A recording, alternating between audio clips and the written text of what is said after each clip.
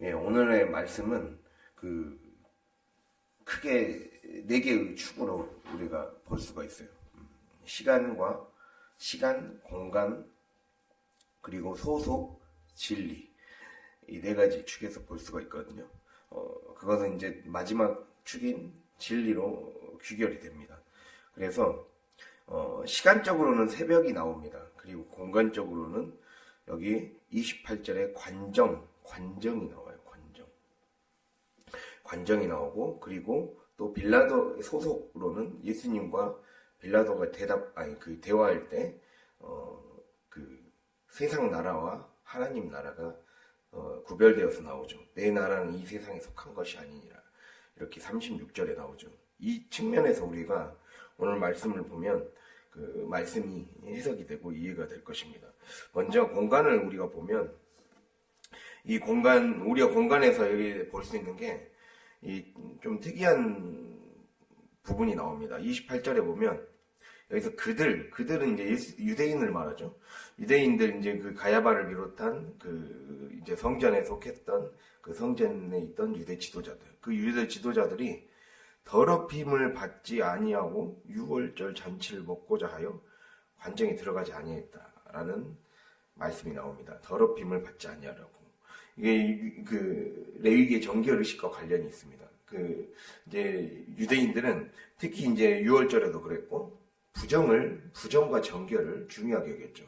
부정과 정결을 중요하게 여겼는데, 그래서 특히 유월절이나 이럴 때 더욱더 이 부정한 것을 손댈 뿐만 아니라 이방인들과 접촉하는 거, 이방인들의 어떤 집에 가거나 이방인들이 있는 공간에 가거나 그곳에 가는 것을 부정하게 여겨서 그 동안에는 이제 레위기 11장에 나오거든요. 레위기 11장에 그렇게 부정한 것을 접촉하거나 이방인의 공간에 가면 그 저녁까지 부정해지기 때문에 그 정결의식을 치러야 된다. 그 말씀이 써져 있습니다. 그걸 하지 않으려고 이 관정까지 와놓고, 그 다음에 29절에 보면 빌라도가 밖으로 나왔다라는 말이 나와 있어요. 즉, 그러니까 한마디로 이게 표리부동한 모습이죠. 겉과 속이 다른 모습이죠. 즉, 예수님이 하나님의 아들로 오셨는데, 하나님의 아들을 향하여서는 모욕하고 수치를 주고, 그렇게 신성모독의 죄를 범해놓고, 가장 최악의 부정을 저질러 놓고, 정작 이 유월절 하나 지키려고, 그 의식 형식을 지키려고, 예, 관정은 지금, 이 관정은 특별히 이제 로마의 그런 총독이나 군사 지도자들, 그런 행정관리들, 로마 행정관리들, 즉 이방인들이잖아요. 로마의 유대인의 관점에서. 이방인들이 사는 거처였어요. 그들의 집무실이나 이러한 그들의 집무실, 청와대 같이 사는 곳, 그런 곳이었단 말이에요. 그런 곳이니까, 당연히 이방인이니까 유대인의 정결의식 입장에서 부정하다고 생각한 거죠. 그래서 그곳을 가지 않으려고 딱 바로 앞에까지 가놓고 그 밖에서 나오도록 하고 있는 장면이 나오는 거예요, 지금. 예, 빌라도 보고 밖으로 나오게 해서 그들의 외적인 형식만 지키면서 그들 몸을 안 더럽히려고 했던 거예요. 웃기는 일이죠. 왜 정작 하나님의 아들을 제대로 알아보지 못하고 외면해 놓고, 예, 그렇게 한마디로 관정 밖에서는 이들 유대인의 모습은 이거예요. 성전 안에만 거하려고 했지. 오늘 말씀의 가장 핵심 키워드는 진리거든요. 제가 시간, 공간, 소속, 진리의 문제에서 오늘 말씀을 볼 수 있는데, 진리가 결국 모든 것의 핵심이에요. 그래서 진리가 무엇이냐 하더라, 이 38절에 빌라도의 질문 안에 다 들어있어요. 그러니까 이 말은 이 유대인들이나 빌라도나 진리에 속하지 않은 건 똑같다라는 것을 얘기하고 있거든요. 진리에 속하지 않는 이유는 바로 37절에 음성을 듣지 않기 때문에, 예, 말씀을 듣지 않기 때문에, 그게 모든 것의 원인이라는 것을 얘기하고 있는데, 먼저 관정 밖, 이 유대인들은 관정 안으로 들어오려고 하지 않았고 관정 밖에 머무르려고 했죠. 성전 안에만 거하려고 했지, 정작 즉 물리적인 성전, 건물로서의 성전만 집착했지, 정작 진리 안에는, 예수 안에는 거할 생각이 없었던 유대인들의 모습을 지금 보여주고 있는 거예요. 예. 즉 유대인들은 생명의 주님을 죽이면서도 이방인의 관정에는 들어가지 않으려 했어요. 굉장히 이상한 기괴한 모습이죠. 예. 그러니까 위선의 모습, 외식하는 모습을 볼 수가 있습니다. 이렇게 된 이유가 무엇일까? 우리가 이 원인을 찾아봐야 돼요. 예. 그것은 우리가 어디에서 힌트를 찾을 수 있냐면 바로 요한복음 8장에서 찾을 수 있습니다. 요한복음 8장을 한번 봐볼까요? 요한복음 8장.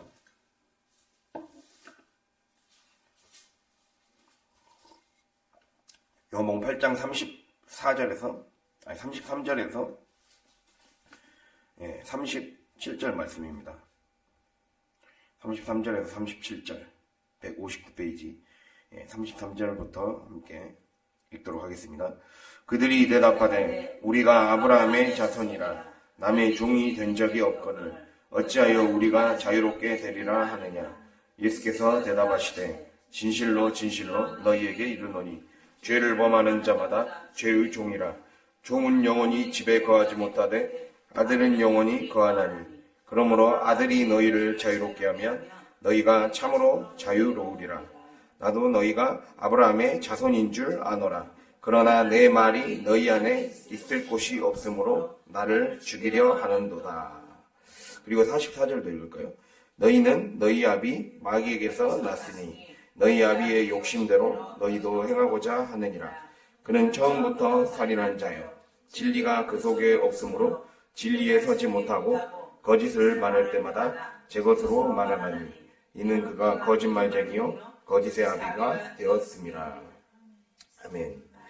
유대인들은 이 말씀은 8장 31절부터 59절이 한 단락에 섞여 있는데 이 말씀을 통해 예수님은 무엇을 얘기하냐면 내 말씀에 거해라. 31절에 내 말씀에 거하면 진짜 내 제자가 되고 지금 말씀 안에 머물러야 된다는 거예요. 말씀을 잘 듣고 그 말씀의 순종을 통해 주님과 함께 거하는 그 동행의 관계를 해야 된다.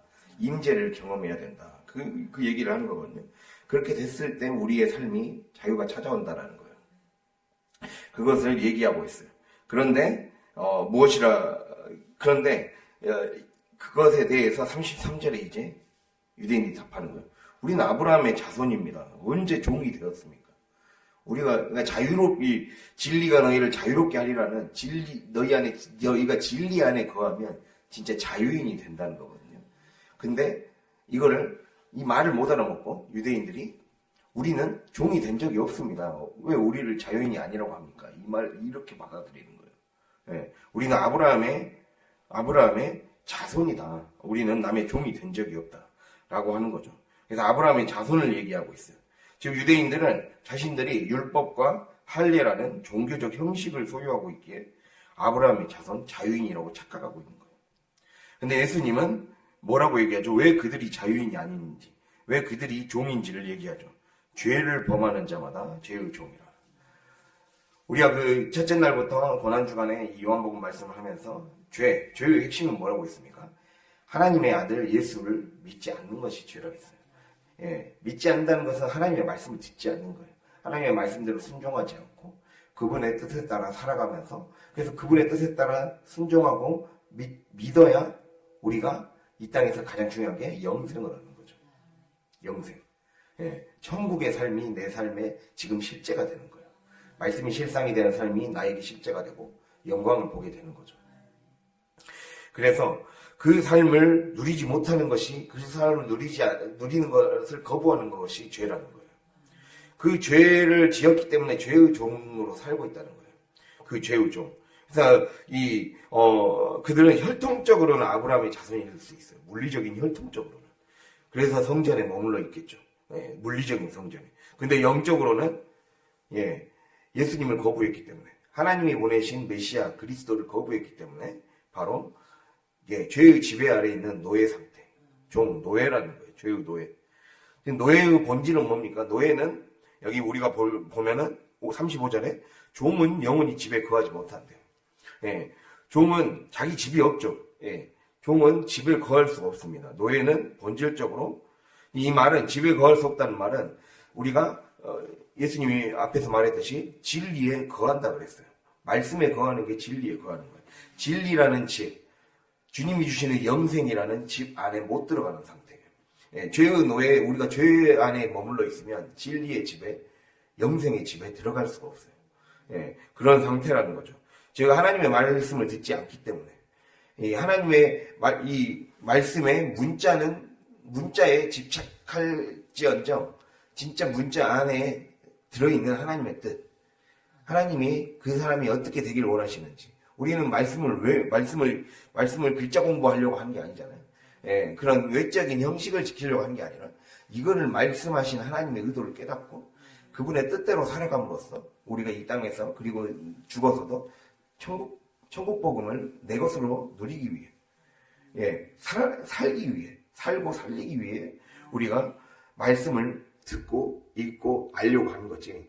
이걸 그대로 그 문자 그대로 지키면 뭔가 나아지기 때문에 내가 더 나아지고 내가 조금 더 좋아질 거라는 착각 속에 신앙생활을 하는 게 아니죠. 우리가 근데 그 반대로 우리는 외적인 것에 너무 집착하고 정작 말씀에, 그러니까 우리 안에도 이러한 심리가 들어있다는 것을 얘기하고 있는 거예요. 예, 적당한 신앙생활 선에서, 그러니까 이거예요. 하나님이 우리에게 어떤 계속해서 우리가 신앙생활을 더 깊이 하면 할수록 우리에게 어떤 순종을 요구하실 때가 있어요. 그 순종을 여러 가지 삶의 단계에서 요구하시는데 어느 단계를 넘어서면 그 이상은 자기가 받아들이지 않으려고 하는 거죠. 유대인들이 구원을 받지 못한 이유는 무엇이었습니까? 당시에. 예, 십자가라는 그것을 걸림돌, 예, 걸림돌로 여겼고 예수님이 메시아라는, 예수님이 그리스도라는 그러한 하나님만의 구원의 방식, 그 구원의 방식을 절대 받아들일 수가 없었던 거예요. 예, 자기네들의 안위 때문에, 자기네들의 편안함 때문에, 자기네들의 권력을 지키려고, 예, 그래서 자기네들의 입맛에 맞게 하나님을 찾았고 예수님을 찾았던 거죠. 우리의 심리와 똑같죠. 우리가 그렇게 하나님을 믿을 때가 많죠. 내 입맛에 맞지 않고 내 현실과 형편에 맞지 않으면 하나님의 말씀을 들으려고 하지 않는 거. 근데 그렇게 들으려고 하지 않으면 우리 안에 어떤 상태가 펼쳐진다는 거예요. 종이 된다는 거예요. 노예가 된다는 거예요. 그게 무서운 사실입니다. 우리가 하나님의 말씀을 듣지 않으면, 예, 우리는 집에 거할 수가 없습니다. 우리는 늘 방황하게 되고, 예, 마치 가인이 아벨을 죽이고 나서, 예, 에덴 밖을 쫓겨나서 유리방랑하게 됐듯이 우리는 물리적으로는 집에 거하고 물리적으로는 내가 살고 있는 것 같지만 영적으로 완전히 죽어가고 해체되어 간다는 거예요. 그래서 해체되어 가는 게 저주라 했잖아요. 우리의 생명이 점점 해체되어 가는 거예요. 우리는 한 방에 죽는 게 아니에요. 하나님은 우리의 삶을 조금씩 뺏어가시는 거예요. 조금씩 삶의 물질과 관계와 우리 안에 여러 가지 하나님이 주셨던 좋은 것들, 그것이 점점 사라져가는 거예요. 이게 저주인 거예요. 이러한 저주, 그러니까 이게 더 무서운 거죠. 우리 몸 안에 암세포가 생긴지도 모르고 계속 생겨나는 것과 똑같은 거죠. 예. 그래서 이 장기 조직이 썩어나가고 그런 건지도 모르고 살아가고 있는 사람과 똑같은 이치예요. 우리가, 근데 그 똑같은 이치가 진리의 음성을 자꾸 들으려고 하지 않을 때, 듣고 순종하려고 하지 않을 때, 그 안에 썩어가게 된다는 거예요. 그 말씀을 하고 있습니다. 그래서 관정 밖에만 머무르려고 하고, 관정 밖에 물리적인 성전 안에만 거하려고 했지, 정작 진리 안에는 거할 마음이 없었던 유대인들의 모습이 바로 어떻게 보면 우리 안에 있는 모습에 해당할 수도 있다는 거예요. 그것을 우리가 뼈아프게 받아들이고 우리 안에 적용할 수 있길 바랍니다. 그래서 이렇게 노예는 본질적으로 진리와 생명, 영생을 누릴 자유가 없습니다. 그래서 주인의 눈치를 보겠죠. 노예는 주인의 눈치를 보겠죠. 눈치를 보는 사람들의 특징이 뭡니까? 겉으로 이 주인 눈치 보고 이 상사 눈치 보는 사람들은 그냥 상사에서 걸리지 않는 행동만 해야 되겠다. 이러한 심리가 가득하잖아요. 우리가 회사 생활이나 조직 생활에서도 이 상사가 왜 그렇게 하는지 그 마음을 깨닫지 못하는 사람. 뭔가 잘 되려고 하는 거잖아요.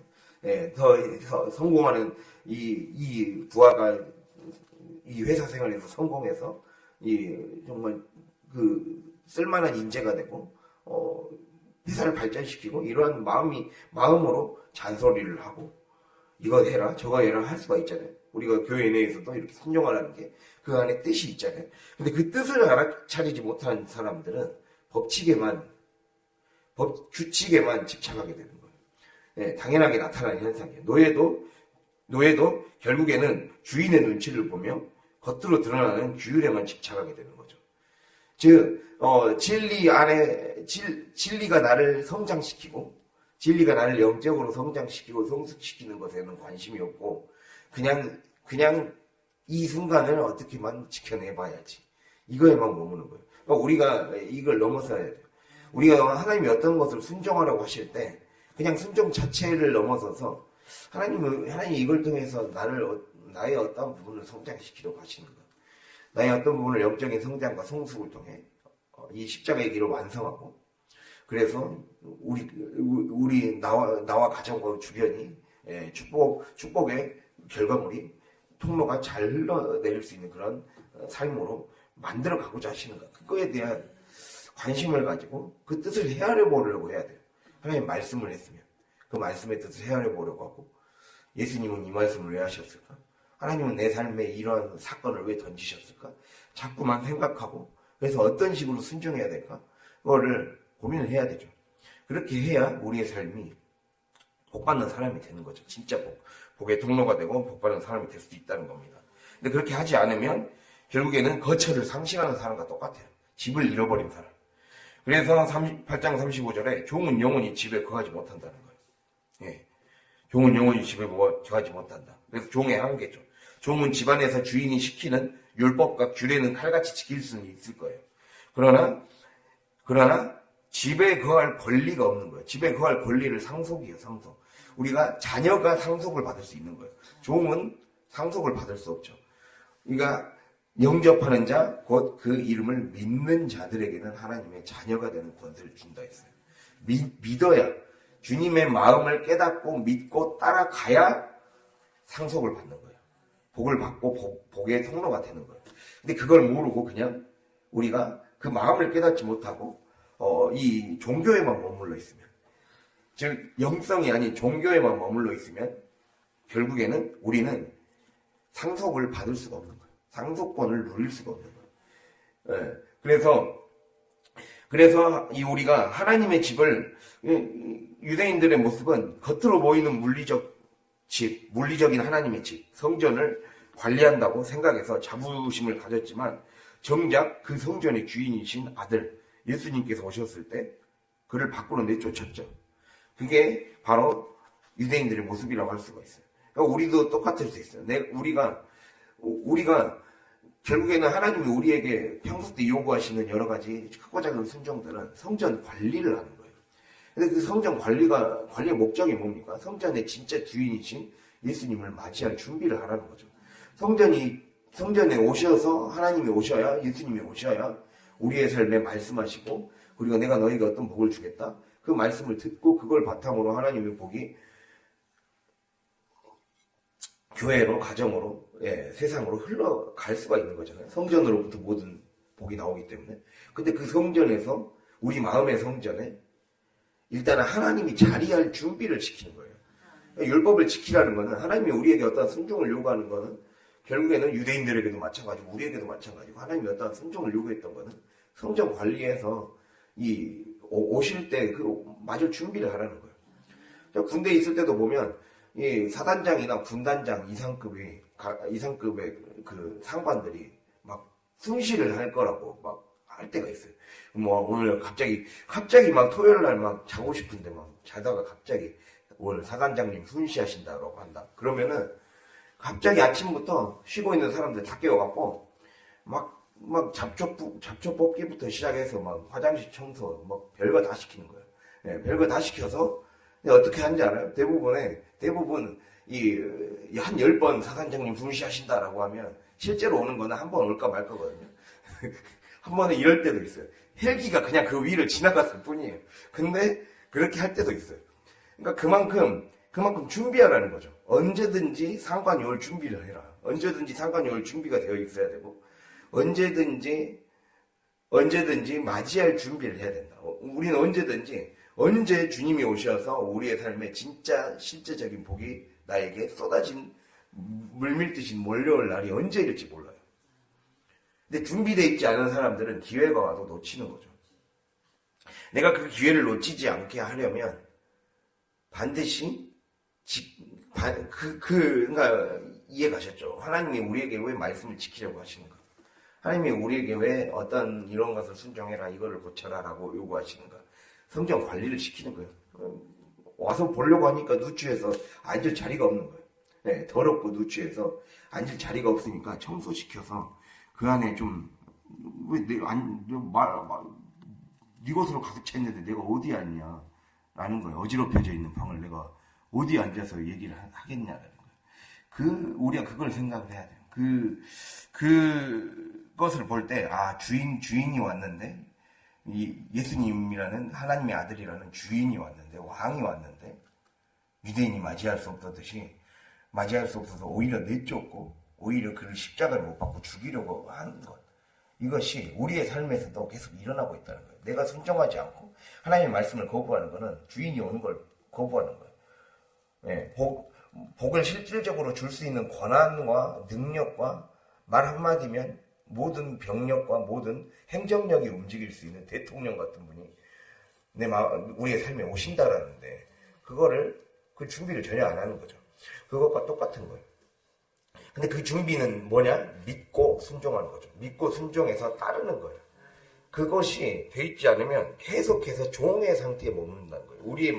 우리가 아무리 신앙생활을 오래 해도 내가 이 집안 관리, 성전 관리 제대로 하지 않으면, 내 성전 관리 제대로 하지 않으면 결국에는 이 아들이신 예수 그리스도께서 오실 수가 없다는 거예요. 우리의 마음에 성령이 우리 안에 제대로 자리 잡을 공간이 없어서 결국 떠나시게 된다는 거예요. 우리가 항상 이걸 기억해야 돼요.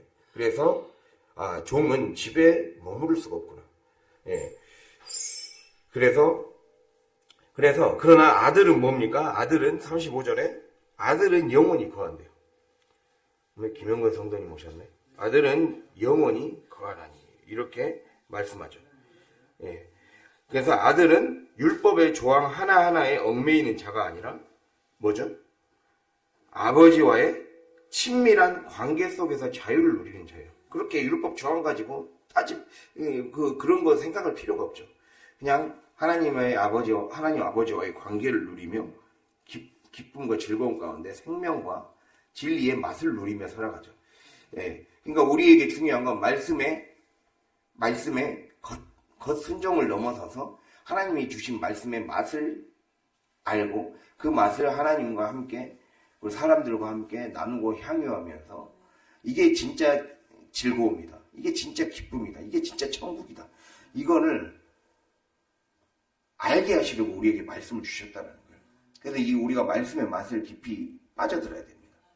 말씀을 자꾸 음미하고 하나님이 우리에게 주신 사건이라는 말씀, 기록된 말씀, 선포되는 말씀을 자꾸 묵상하고 되뇌이고 그것을 삶에서 요리하는 그러한 것이 내 삶의 어떤 삶의 루틴으로 자리 잡아야 돼요. 그래서 즐거워야 돼요. 말씀이 즐거워야 되고 하나님의 안에 거하고 주님과 함께하는 이 시간이 기쁘고 즐거워야 됩니다. 그 친밀한 관계를 원하는 거죠. 그렇게 하지 않으면 계속해서 즉 이거를 어떻게 얘기하냐면 유대인들에게는 아들의 영이 없었다라는 거예요. 아들의 영. 우리 안에 아들의 영이 있어야 돼요. 그리스도의 영. 그렇게 아들의 영이 없으면 우리는 늘 불안함 속에서 계속 종교적 껍데기, 말씀의 껍데기, 왜 이렇게 우리를 순종하라 하는 겉껍데기에만 집착하게 되는 거예요. 자꾸 뒤에 보지 말고 말씀을 보세요. 잘 듣고 있어요. 말씀 집중을 해요. 뒤에 막 보지 말고. 그래서 이렇게 종교적 껍데기만 덧칠한다는 거예요. 그렇게 되면 믿음이 부재하게 되는 거죠. 그래서 근데 우리가 그걸 생각하게 돼요. 유대인들이 이렇게 아브라함의 혈통을 자랑했지만 아브라함의 믿음이 없었다는 거예요. 아브라함은 어떻게 했습니까? 갈대아 우르, 즉 거짓의 아비인 마귀의 집을 떠났어요. 마귀의 집을 떠나서 하나님이 보여줄 땅으로 향해 나아가는 믿음의 순종을 보였어요. 그런데 그래서 하나님 어떻게 야고보서 2장 23절 보면 아브라함은 하나님의 벗이다 이렇게 표현되어 있어요. 하나님의 친구가 되었어요. 예, 자녀이자 친구가 되었죠. 그러한 칭호를 받았어요. 그런데 유대인들의 길은 유대인들은 예수님의 말씀을 들을 줄도 몰랐고 믿으려고 하지도 않았다라는 거예요. 예, 한마디로 그들의 영적 아비가 아브라함이 아니라 처음부터 살인한 자요 거짓의 아비인 마귀라고 지금 마귀임을 스스로 폭로하고 있다는 거예요. 우리가 자꾸만 이 겉껍데기에만 집착하고 순종의 길로 더 깊이 나아가지 못하면 거짓의 아비인 마귀의 집에 거하는 것과 똑같은 거예요. 마귀가 나를 지배하는 상태가 된다는 거죠. 우리가 늘 기억해야 됩니다. 예, 나는 말씀을 들을 때 하나님의 마음을 깨닫고 우리가 순종하라고 할 때 순종 힘들다 그것만 생각하지 순종의 그 깊은 의미를 묵상하고 그 맛에 빠져들려고 하는 순종 너머의 그 깊은 맛에 빠져들려고 하는 그 갈망이 있는가? 순종의 갈망이 있어야죠, 우리가. 그것이 있는가? 이것을 주님이 얘기하고 있어요. 그렇게 하지 못하면 늘 관정 밖에서 서성이는 유대인들과 똑같이 되는 거예요.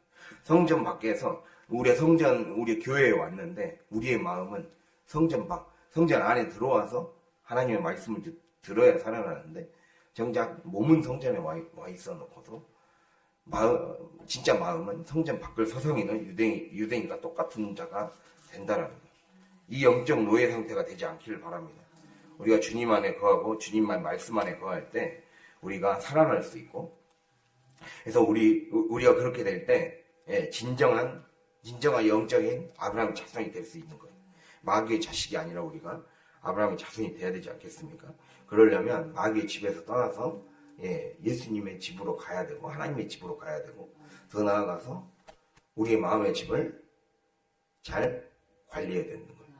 주님이 우리에게 주신 순종하라는 그 말씀은 성전 관리, 청소하는 것이다 라는 것을 반드시 기억할 수 있길 바랍니다. 그래서 관정 밖에 보여줬던 유대인의 모습이 이랬습니다. 근데 이제 우리가 또 18장으로 다시 넘어가면 관정 안에서는 빌라도가 나오죠. 즉 예수님과 물리적으로는 같은 공간에 있었어요. 빌라도는. 이제 빌라도와 신문하는 시간이에요. 빌라도와 대화하는 시간. 예. 근데 한마디로 물리적으로 빌라도는 같은 공간에 예수님과 있었어요. 성전 안에 같은 공간에 있는데 우리의 삶에 적용해 보자면 교회 안에 같이 있는데 빌라도의 마음은 자기 지위와 권력 유지에만 관심이 있었다는 거예요. 즉 자기 지위와 권력이라는 그 집에만 거처하고 있었던 거예요. 예, 마음은 딴 집에 있었던 거예요. 성전이 아닌 딴 집에. 그러다 보니까 진리 안에 거할 마음이 없었던 거죠. 그래서 진리를 그냥 철학적인 사색으로만 여겼던 거예요. 예, 당시 로마 그리스인들은 로마 헬라 문화권에 살았던 이방인들은 우리가 로마 하면 철학이 발달한 나라예요. 철학이 발달한 나라. 철학은 온통 이 생각, 이 사유로만 이루어져 있죠. 막 지적인 사유 이런 걸 통해서 이 실천이 부족하죠. 그러니까 그냥 진리도 그냥 어떤 말장난이라고만 생각했어요. 빌라도는 진리가 무슨 밥을 먹여주냐, 우리에게 권력을 주냐, 지위를 주냐 이렇게만 생각했어요. 그러니까 그냥 흥미거리로만 생각한 거죠. 그러니까 그렇게 되다 보니까 자기 안에 온통 세속으로만 가득 차 있으니까, 자기 육신과 세속으로만 가득 차 있으니까 똑같이 마귀의 집에 거하는 거예요. 우리가 세속과 육신에 너무 내 육신과 너무 내 세속에 빠져 있으면 그 사람도 마귀의 안에 거하는 거예요.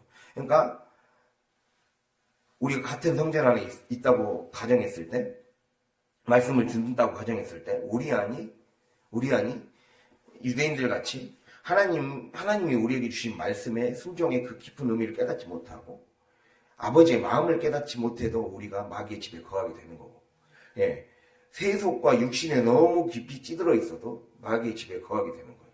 결국 그 두 집에 거하게 되는 거는 구원을 받을 수 없는 거죠. 영생을 누릴 수 없는 거죠. 그 모습을 그냥 그대로 폭로해서 보여주고 있는 것이 요한복음 오늘의 말씀이라는 것입니다. 그래서 이렇게 예수님과 물리적으로는 같은 공간에 있었지만 마음은 자기 지위와 권력이라는 집에 거하고 있다 보니까 빌라도가 진리 안에 거할 마음이 없었다는 거예요.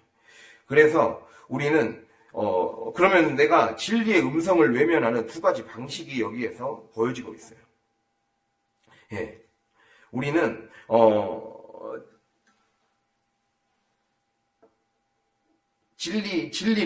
진리에 속한 자가 돼야 돼요. 진리에 속한 자. 진리는 소속의 문제예요. 오늘 시간, 공간, 소속 진리라 했잖아요. 진리는 소속의 문제예요. 즉 내가 하나님 나라에 소속돼야 돼요. 즉 진리는 그냥 지적으로만 동의하는 게 아니라 내가 그 안에 소속이 돼야 돼요. 내가 그 나라의 질서 안에 들어가야 돼요. 그것이 들릴 수 있도록 해야 돼요. 그래서 알아듣는 문제예요. 모르 진리에 속한 자는 내 음성을 듣느니라고 그랬잖아요. 37절. 예. 알아듣는 사람이 돼야 돼요. 말씀을 알아듣는 귀가 열려야 되죠. 영적인 언어를 알아듣고 유창해질 수 있는 귀가 열려야 되는 거예요. 그래야 우리가 진리에 제대로 소속될 수가 있다는 것을 말씀하고 있어요. 그래서 그렇게 진리에 속한 자만이 목자이신 예수님의 음성을 알아듣게 된다는 거예요. 그래서 우리가 들음에서 알아들음의 상태가 돼야 돼요. 들음에서 알아들음의 상태. 예. 그렇게 될 때 우리는 우리의 진정한 왕이신 예수 그리스도의 나라에 제대로 딱 발을 들일 수 있는, 그 안에 안정되게 정착할 수 있는 사람이 된다는 거예요. 우리가 이거를 반드시 기억해야 됩니다. 그래서 이렇게 이 마음의 공간이 이렇게 관정 밖과 관정 안으로 나눠져 있었구나. 예. 관정 밖. 28에서 32절은 관정 밖의 공간이었어요. 종교적인 외식의 공간. 분명히 말씀을 듣고 있는데 내 안에 그 하나님의 마음으로 영적인 깊은 세계로 못 가는 거예요. 종교 생활은 많이 했고 신앙 생활은 많이 한 것 같은데 영의 세계를 모르고 성령과 함께 동행하는 법을 모르고 내가 성전이라는 공간만 벗어나면 딴 사람이 되는 거예요. 예, 그러한 대부분의 이 교회에 있는 사람들의 모습들, 그게 유대인들의 모습이었죠. 예, 형식에만 빠져있지 진리가 뭔지를 모르는 사람들이죠. 예, 그리고 33에서 37절은 진리가 실제로 선포됐는데 예수님이 진리를 얘기하셨잖아요. 하나님의 나라를 말씀하셨고, 그리고 내가 왕으로 왔다. 내가 하나님 나라의 왕으로 왔다라고 분명하게 36절, 37절에 얘기하고 있어요. 그리고 나는 진리에 대해 말하고 있다. 이 36절, 37절은 내 나라는 내 나라는 세상 나라가 아니라 하나님 나라이고, 그래서 너가 진리에 속해야 하나님 나라의 음성을 들을 수 있다 이 말이에요. 내가 진리에 속해 있어요. 진리라는 집안에 딱 머물러 있어요. 그래야 하나님의 말씀이 들리고 그 말씀이 들릴 때 영생을 얻게 된다는 거죠. 그 말씀을 하고 있는데 결국에는 듣는 빌라도가 세상 나라에 속해 있었기 때문에 듣는 우리가 내가 어느 곳에 마음이 속해 있느냐를 봐야 돼. 내가 정말 말씀에 깊이 잠겨 있느냐. 우리가 성령 충만할 때, 어제 성령 충만을 얘기할 때, 충만은 내 온몸이 세례를 받을 때 물에 잠겼다 나오는 것처럼 온몸이 흠뻑 적셔지는 것처럼 말씀으로 내 온몸이, 온 생각이, 온 가치관이, 감정이 흠뻑 젖어야 돼요. 적셔들어야 돼요. 그래야 주님께 제대로 소속될 수 있는 그 힘이 생기는 거예요. 근데 그게 되지 않고 진리에 속하지 않으면 결국에는 우리가 세상 나라의 말이 더 들리는 거예요. 육신의 말이 더 들리게 되고, 그것을 우리가 뼈아프게 받아들이고 알아들을 수 있는 저와 여러분이 될 수 있기를 바랍니다. 예, 이 모습을 이렇게 보여주고 있다는 거예요. 그래서 우리는 귀로 들리는 물리적 소리가 아니라 영혼으로 반응하는 순종의 들음이 있어야 됩니다. 그렇게 돼야, 그래서 우리가 이걸 딱 적용해 봐야 돼요. 나는 진짜 진리의 음성을 듣고 있는가? 내 안에는 듣고 있는가에서 넘어서서 들리는가? 그리고 그것이 삶이라는 바깥 공간으로 갔을 때 제대로 적용이 되고 들려지고 있는가? 이거를 적용을 해봐야 된다는 거예요. 그리고 몸은 교회에 와 있는데 마음은 빌라도처럼, 마음은 유대인처럼 더 깊은 하나님의 마음으로 들어가지 못하고 마음으로 들어가지 못한다거나, 혹은 내 생각과 내 지위와 내 가정, 내 바운더리 안에 있는 어떤 것들의 유익, 그거를 위해서 그 복에만 너무 관심이 있어서 정작 복의 주인이신 하나님을 못 만나고 있지 않은가. 그거를 생각해야 돼요. 그렇게 되면 나는 말씀을 들어도 세상에 있는 사람이에요.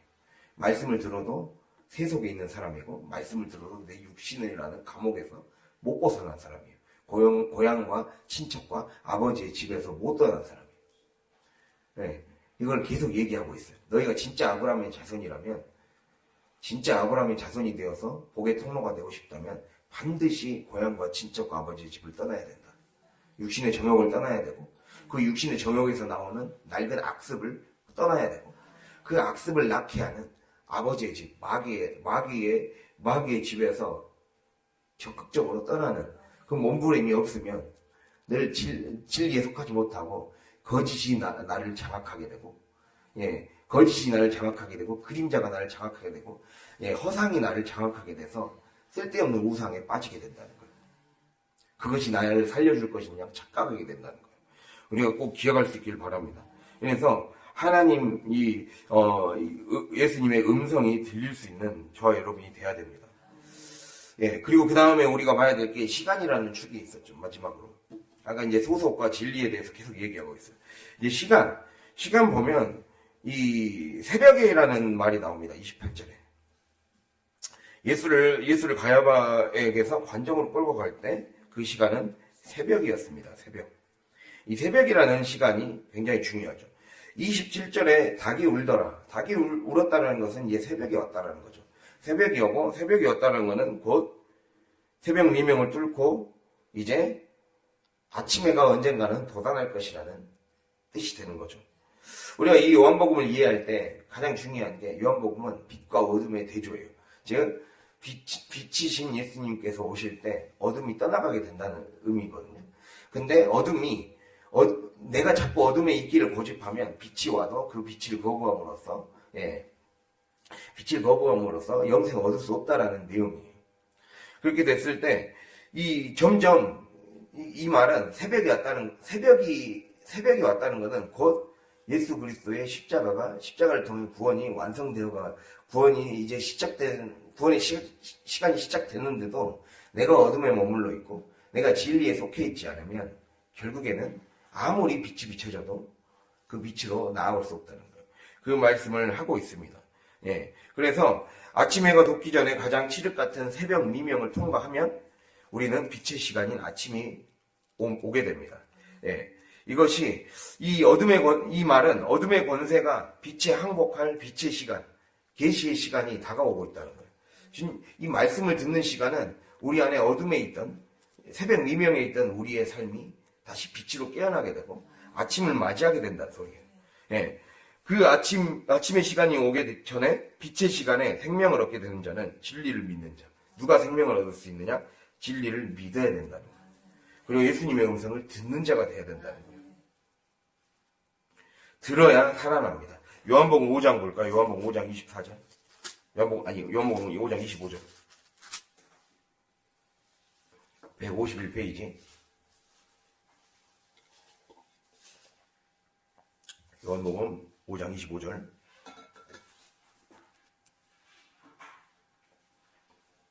예, 5장 25절 함께 읽겠습니다. 진실로 너희에게 이르노니 죽은 자들이 하나님의 아들의 음성을 들을 때가 오나니 곧 이때라. 듣는 자는 살아나리라. 자, 죽은 자들이 하나님의 아들의 음성을 들을 때 그때 어떻게 된다는 거예요? 살아나리라. 이렇게 나와 있죠. 예수님의 음성을 듣는 자. 아들의 음성을 듣는 자가 곧 죽음에서 살아나게 된다는 거예요. 어둠에서 빛으로 나올 수 있게 된다는 거예요. 그래서 우리의 삶이 우리 말씀을 듣는 시간, 그리고 하나님의 말씀을 순종하려는 그 시간은 내가 빛을 맞이하는 시간입니다. 빛의 시간이 옴을 얘기하는 거예요. 내가 이 순종은 이 고난의 외피를 띠고 오기도 하죠. 환난, 고난, 고통, 인내를 요구하는 그 시간에 겉껍질을 두르고 와요. 근데 우리가 그 순종이라는 그 겉껍질, 새벽 미명, 어둠같이 보이는 그 시간을 통과하면 반드시 아침이 오게 되어 있어요. 그런 것과 똑같은 거죠. 빛의 시간이 올 때 누가 생명을 얻을 수 있느냐? 진리를 믿고 예수님의 음성을 듣고 순종하는 자. 그러한 사람은 살아날 수 있다는 거예요. 그래서 우리가 이것을 잘 봐야 돼요. 결국 우리가 종합해 보자면 이렇게 새벽이 다가오고 있다는 것은 주님은 우리의 모든 새벽을 우리의 영적으로 새벽이에요. 우리의 삶에 진짜 빛이 찾아오기 전이에요. 그래서 우리는 여기에서 제대로 된 아침을 맞이하려면, 빛나는 아침을 맞이하려면 내가 순종의 들음의 시간들을 제대로 통과해야 되죠. 그랬을 때 그렇게 할 때 진리의 음성에 귀기울여야 하지만 결국에는 우리가 귀 기울이지 않고 자꾸만 우리의 삶이 내가 깨어있지 못한 자의 모습은 어떻게 나타나느냐? 우리가 결국에는 빌라도처럼, 유대인들처럼 자신의 죄악, 자신의 탐욕, 자신의 외식, 이러한 것들을 가릴 것을 찾게 돼요. 가릴 것을. 예, 이 마가복음 13장 35절 보고 우리가 마지막 적용하고 마치겠습니다. 마가복음 13장 35절.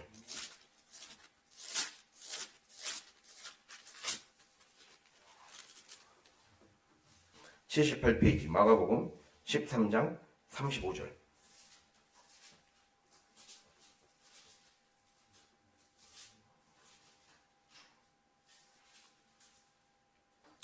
예, 13장 35절 읽겠습니다. 그러므로 깨어있으라. 집 주인이 언제 올는지, 혹 저물 때일는지, 밤중일는지, 닭 올 때일는지, 새벽일는지 너희가 알지 못함이라.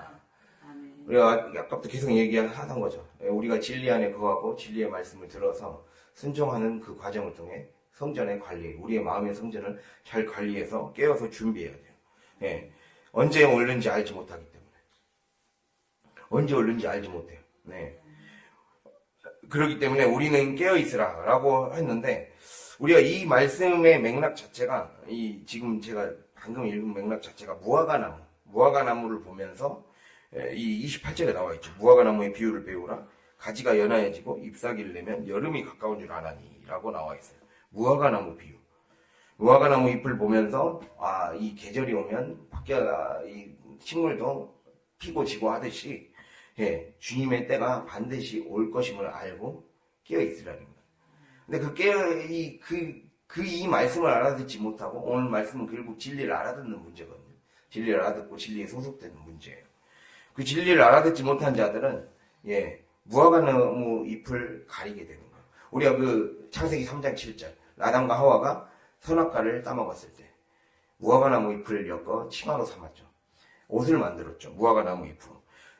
결국에는 우리가 하나님이 우리의 삶의 사건을 통해 여러 가지 과정을 통해 우리에게 순종을 요구하시고 말씀하시고 우리를 성장시키고 축복시키실 여러 가지 것들을 말씀하실 때, 그 말씀을 깨닫지 못하고 듣지 못한 자는 결국에는 그 모든 것 속에서 자기의 이 순종하지 못함을 통해 나오는, 우리가 순종하지 못하면 우리는 겉으로는 뭔가를 모으고 겉으로는 뭔가 좋아지는 것 같아도 영적으로는 가난해지는 거예요. 영적으로는 수치스러워지고 영적으로는 죽어가는 거예요. 그 영적인 죽어가고 썩어가는 몸, 그리고 빈곤해져가고 가난해져가는 그 상태를 가리기 위해 우리는 무화과나무를 보고 하나님의 말씀을 배우고 깨달아야 되는데, 그 무화과나무 잎을 보고 자기의 자신의 치부를 덮기에 급급한 사람이 되는 거예요.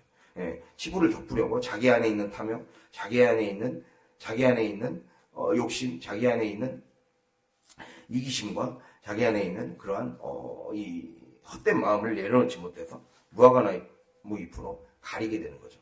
근데 우리는 이걸 치워야 돼요. 치워서 주님이 주시는 성령의 임재 안으로 들어와서 주님이 주시는 옷으로 입어야 돼요. 그래야 살아날 수 있다는 거죠. 그래서 우리가 이렇게 결론적으로 우리는 결론 맺겠습니다. 결론은 우리는 진리를 듣고 깨닫게 하시는 성령에 의해서 우리의 죄와 불의, 그리고 진리의 반대인 거짓의 합의, 이 마귀의 집에 내가 들러붙어 있구나, 내가 늘러붙어 살아가고 있었구나, 이걸 인정해야 돼요. 지금도 그 안에 영향력 안에서 자유롭지 못하구나. 우리가 날마다 싸워야 돼요. 날마다 내가 마귀의 집에서 벗어나야 돼요. 날마다 고향과 친척의 집에서 벗어나야 되는 거예요. 그렇게 되지 못하면 영적 안진뱅이가 되고 38년 된 병자 같은 삶이 되는 거예요. 예. 그래서 우리는 거짓의 집에서 진리의 집으로 나와야 됩니다. 그래야 진리가 들리기 시작하고, 그래야 우리의 진리가 속한 자가 되고, 그래서 십자가의 길을 따를 수 있는 그러한 힘이 생긴다는 거예요. 그래서 예, 결국에는 우리가 진리를 듣고 성령의 조명하심 앞에 서기 전까지는 예, 우리가 관정 밖의 유대인들처럼 또는 관정 안에 빌라도처럼 거짓의 아비 마귀의 집에 들러붙어서 무화과 나무 잎으로 자기를 가리며 사는 예, 초라한 자가 된다는 거예요. 그러한 자가 되지 않도록 우리가 힘씁시다. 우리 안에 교만을 버리고 우리 안에 예, 영적 수치를 자꾸 가리려고 하지 말고 하나님 앞에 우리의 죄를 폭로하고 우리의 죄를 회개해서 정말 이 십자가가 주는 은혜, 축복을 받아들이고 살아가는 저와 여러분이 될 수 있기를 간절히 바랍니다. 예.